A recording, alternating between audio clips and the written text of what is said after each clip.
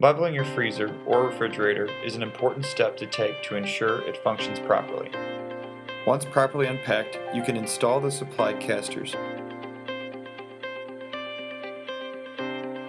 Then move the cabinet to the spot where it will be used in order to level the cabinet properly. Once in place, put a level on the interior floor of the cabinet. Be sure to check the level from side to side as well as front to back. If the cabinet is not level, use the provided caster shims by adding a shim to the caster on the side that needs to be heightened. It is important to use no more than 3 shims per caster. Always alternate the shim openings when using more than one, and be sure to tighten the caster so the bottom of the cabinet is flush with the shims.